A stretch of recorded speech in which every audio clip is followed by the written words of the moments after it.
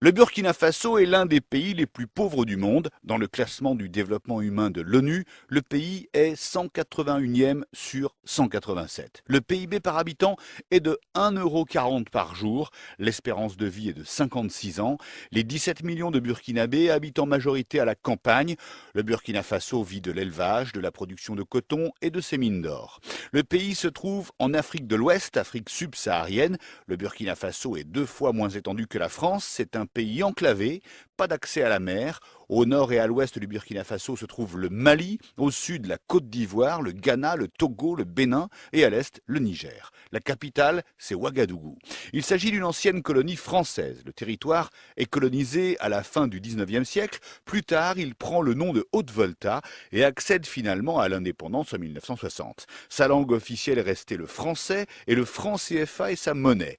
En 1984, le pays change de nom et devient le Burkina Faso, ce qui signifie pays des hommes intègres. Ce changement de nom, c'est un homme charismatique qui l'a voulu. Il s'appelait Thomas Sankara, militaire au béret rouge. À 34 ans, il arrive au pouvoir en 1983 avec des idées tiers-mondistes. Il veut plus de démocratie, une meilleure alimentation pour la population, une meilleure santé, une meilleure éducation. Il lutte contre la corruption et suscite beaucoup d'espoir parmi la jeunesse africaine qui n'a pas l'habitude de ce genre de dirigeants. Mais en 1987, Sankara est assassiné lors d'un coup d'État organisé par son ami de toujours, Blaise Compaoré, qui restera au pouvoir jusqu'en 2014 avant d'être chassé par des manifestations. Le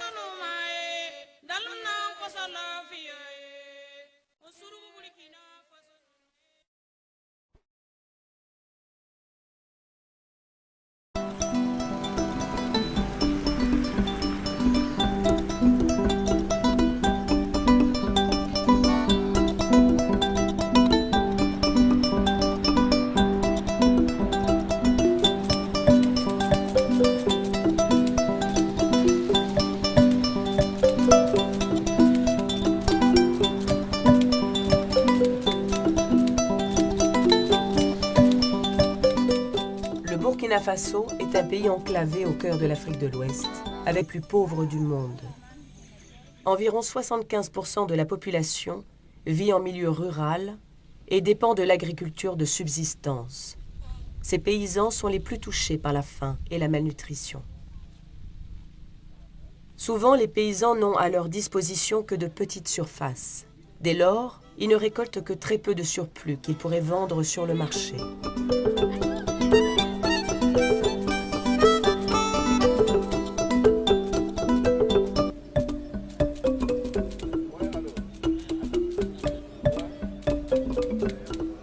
Les marchés locaux sont envahis par des produits souvent fortement subventionnés en provenance d'Europe ou d'Asie. Ne pouvant pas concurrencer avec ces importations, les agriculteurs burkinabés gagnent très peu. Nombreux sont les jeunes qui quittent leur village pour essayer de trouver du travail dans la capitale, mais la plupart rejoignent plutôt la longue liste des jeunes sans travail fixe.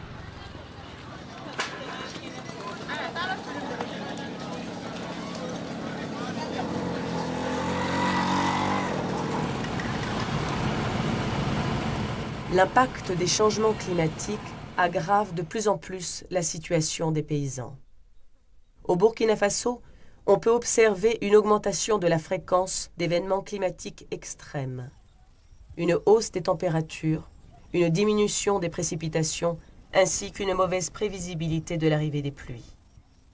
En même temps, les saisons pluvieuses deviennent plus courtes et les pluies de plus en plus violentes. Ceci provoque une érosion des sols ainsi que des inondations qui causent des dommages importants aux cultures agricoles.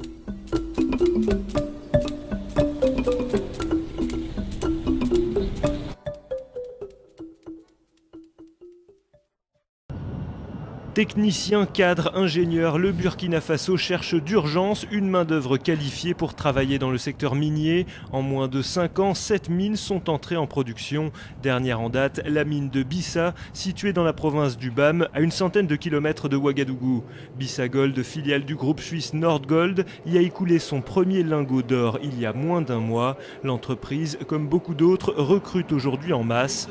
Problème, la moitié des jeunes burkinabés au chômage ne sont pas formés et ne possèdent pas les compétences nécessaires.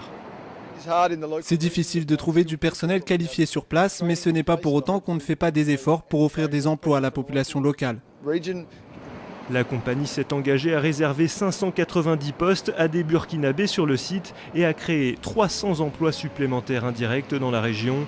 Cependant, la plupart du personnel local est employé comme ouvrier ou sur d'autres postes subalternes. Pour assurer les fonctions d'encadrement et de gestion, les compagnies minières sont souvent obligées de recruter dans les pays voisins et sur d'autres continents.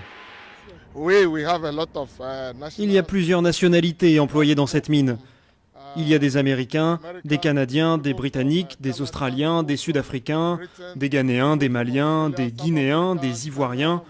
Nous sommes une équipe unie dans le travail à Inata.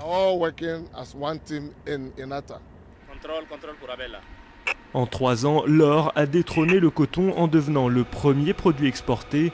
De nombreuses sociétés étrangères se sont installées dans le pays et des millions de dollars ont été investis. Le Burkina Faso n'a pas su anticiper ce changement, mais le gouvernement tente de rattraper le temps perdu en formant ses propres ingénieurs et géologues, comme ici dans l'école des mines. En janvier 2016, des terroristes islamistes ont commis des attentats à Ouagadougou. Le bilan a été de 30 morts.